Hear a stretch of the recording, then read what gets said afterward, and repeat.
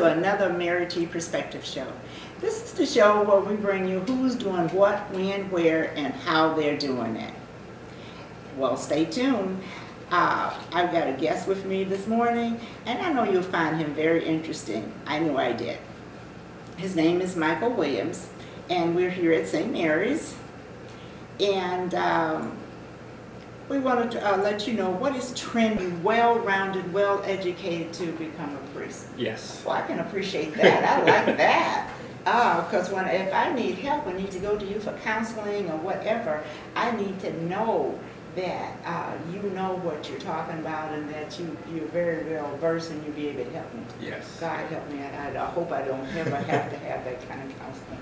Please help me. Okay, so like I say, we always try to cover who you are and what you're doing, and so we've covered some of the parts of who you are. So what made you decide on this vocation? Well, that's an interesting thing. You don't choose to become a priest. It's a calling from God. It's a great gift. Now the choice is whether you answer that call. But this is not something that one chooses on their own. It's God calling you to this great gift of the priesthood, because you're going to be serving others for the rest of your life. And that's what happened to me. At about the age of 25, I had an encounter with Christ that showed me this is the way I should live my life. And it took a long time for me to actually say yes to it. But that started me on the road to where I am now. Okay. So so far so good. You like? Are you running into any obstacles, any bumps in the road? Well, there are a few obstacles being a little bit older, but that's that's normally with any transition into a new vocation or new career. But for the most part, it's been very positive, especially the summer here at St. Mary's with the people here. So that means you like being at St. Mary's. Oh, absolutely. This is a wonderful parish. I mean, it's small enough where you can quickly become a part of the community. You're not lost in like this big church. And people are like, well, we don't know him and we're not interacting. Very quickly, because it's so small, people will come up to you and introduce yourself. Who are you and where do you come from? So, and being a seminarian, of course, that's going to be par for the course, because people are going to see me at the altar near the Father. So he's going to go, who is this guy here? So it's, like I said, it's been a very good opportunity to come.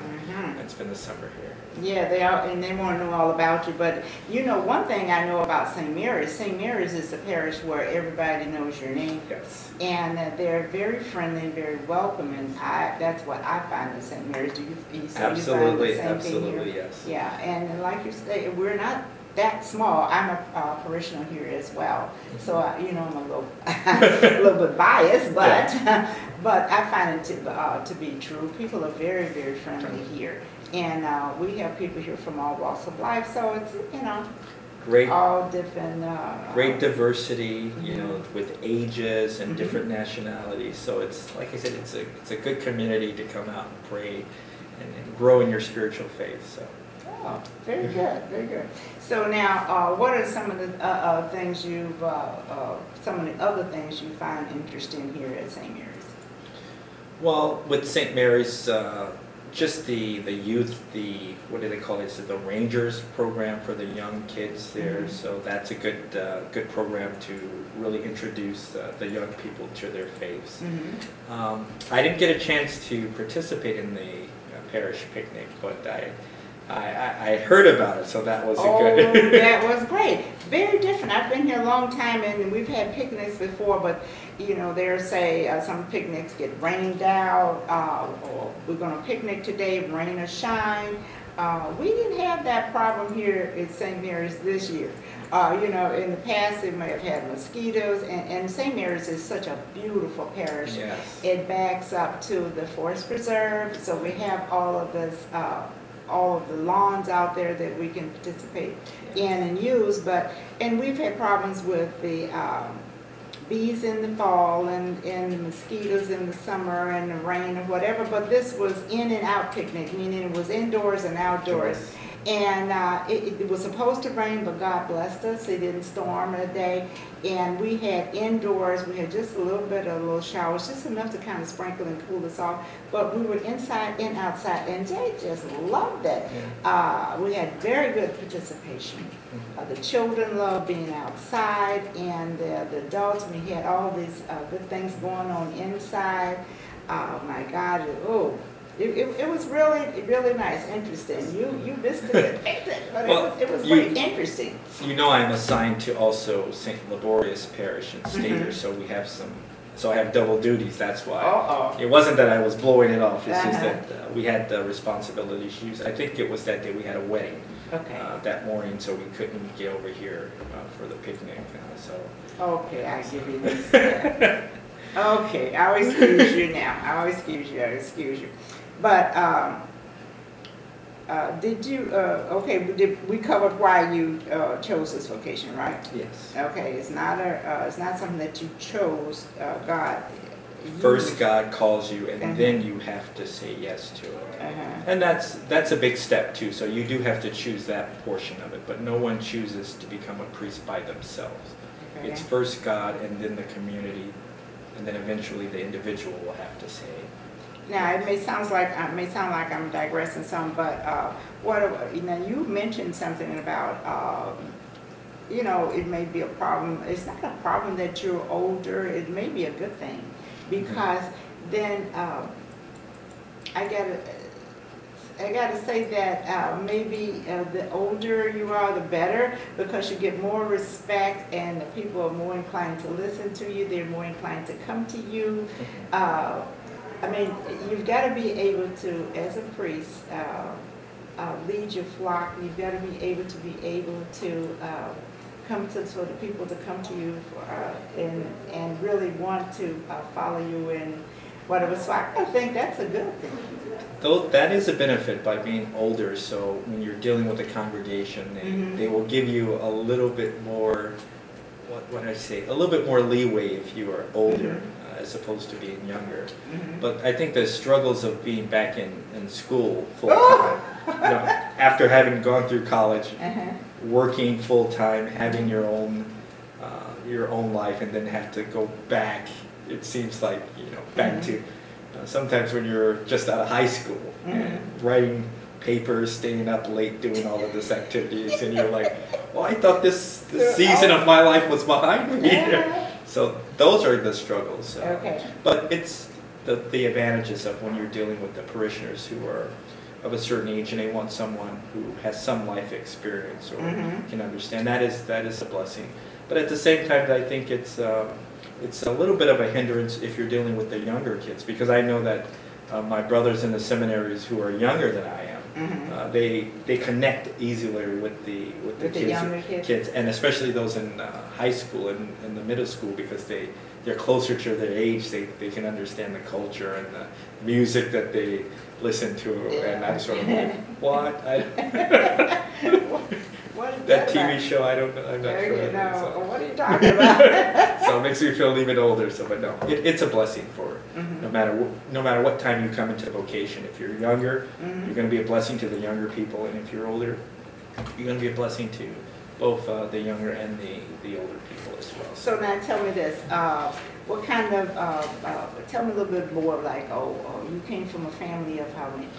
Family of 5, 1 older brother, 4 older sisters, but I had an extended family because I had cousins living with me as well, my first cousins, and at one point we had 4 of my first cousins living with me on the south side of Chicago, so I've come from a large family. I'm the only one in my family right now who's Catholic. Oh my God. Oh my God. So we how is that?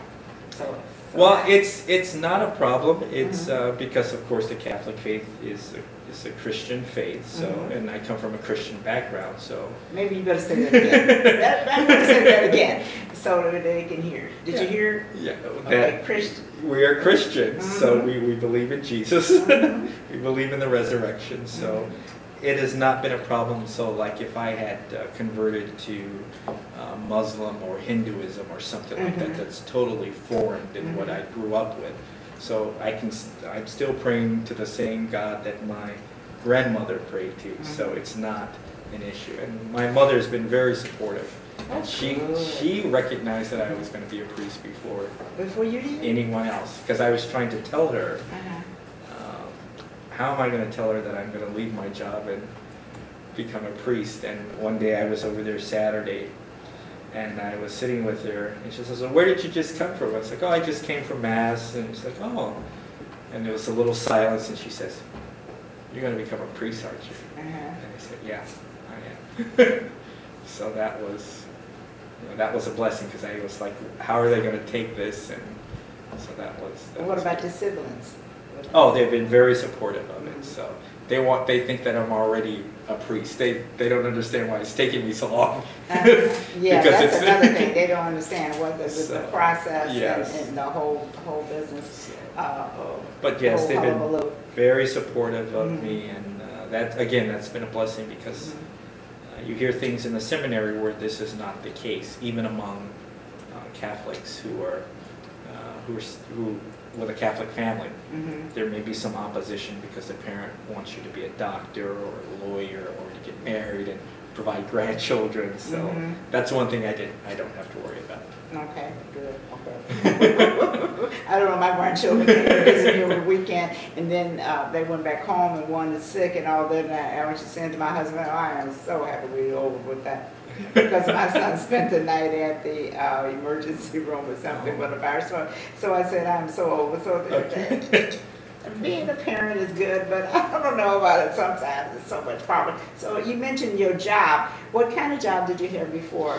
I was in corporate security. So I joined, it was, the three major companies was the Tribune Company, the newspaper company. Then it was Takeda Pharmaceuticals up north.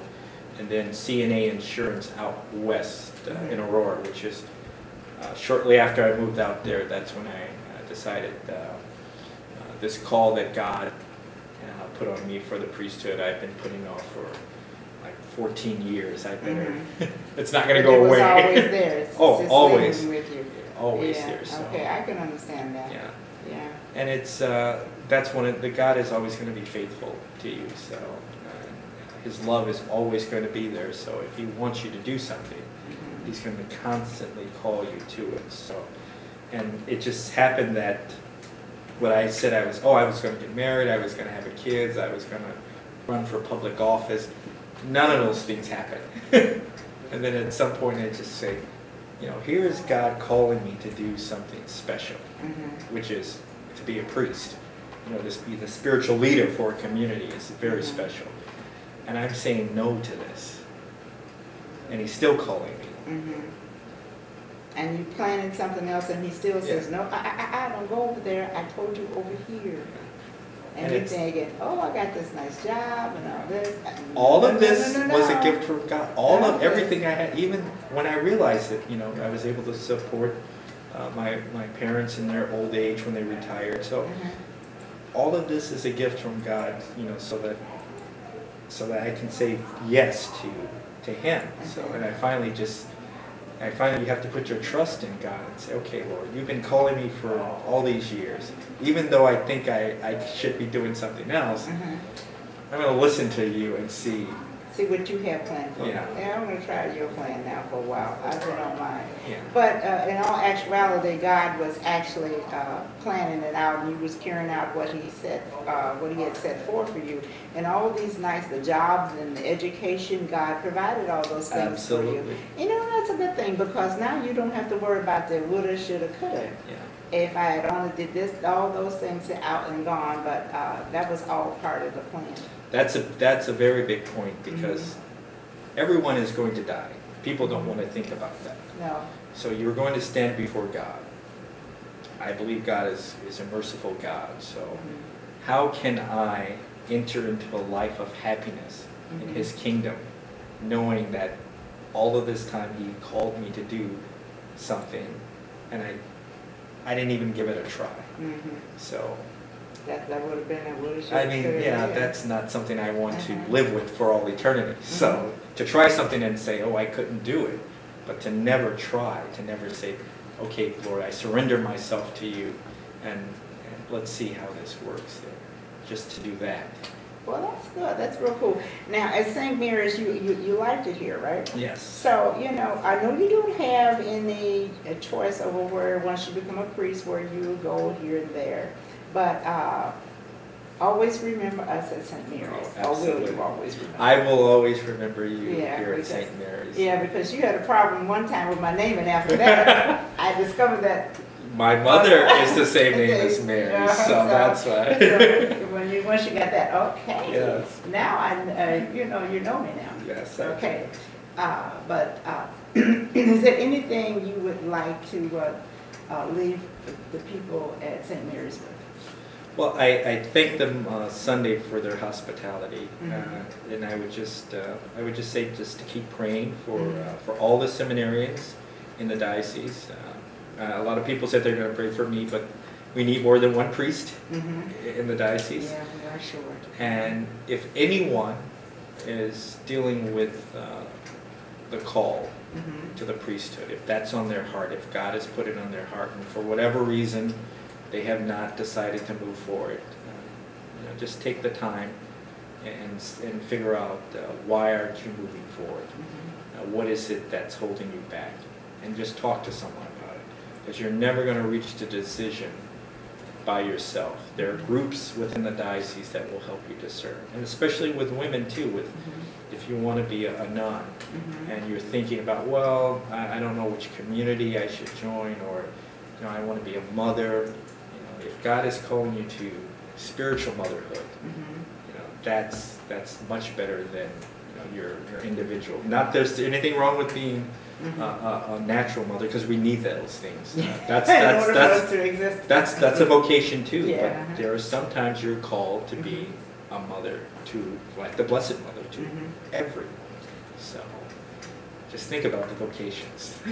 Yeah, and then, or if you don't want to do any of those things, just be a good Christian. Absolutely. Just a Well good said. Well said. Now, here at St. Mary's, we have a lot of things going on here. Wednesday, so many different things on. Wednesday night, we're going till Wednesday afternoon, early evening, we're going to have a painting party, and there's always something going on here at St. Mary's. Yes. Even though we don't have our school anymore, we're still associated with Mother Teresa, but we Beautiful still, school, yes. yeah, we still, what I like to say, my children went to St. Mary's, so I like to think that we're so Well, I think you guys are supporting Mother Teresa Yeah. Academy, so that's your school too. So. Yeah, it is, but the alumni, my son says everything goes here. He gets married here, did everything here, he went to school here, baptized here. He said everything has happened at St. Mary's. But anyway, St. Mary's is uniquely different. Yeah. And, but God's over here too. He's everywhere. We understand, we share you. But you are always invited to come back to St. Mary's. you, And we thank hope you. you come back and share some of the things with us. I know we're going to be having a big thing. We're going to have sharing Christian faith with our brothers and sisters at the Night at the Races Oh, in yes. September. And then we have a lot of different things that these are the big things that are coming up. So we have a lot of things going on here at St. Mary's. Mass every Saturday Oh, and Sunday. God, yes. We have Mass on Saturday, we have Mass on Sunday, and we have Monday, don't forget the Rosary on Monday. Monday night. Monday nights, and then we have Tuesday morning Marys. So if you want to be late for work, you can stop by Tuesday morning. Or if you're on vacation, we always welcome people. I can't remember, when do you have your adoration? Is it once a month? I don't know if it's once a month. It seems like it's at least twice a month. Okay. It seems like that, but we usually sign up for it. It so should be in make the sure. bulletin. But it's usually in the bulletin. Okay. Mhm. Well, thank That's you. the one thing I didn't know. Wow. You guys stumped me on that one. I'm sorry. Well, I want to thank you so much for sitting and thank chatting you with for me. having me. And I'm just so happy that you were able to spend this time with us. Yeah, it's been a pleasure. Thank you. Okay. God And bless. God has blessed us. Thank you. Okay. Bye.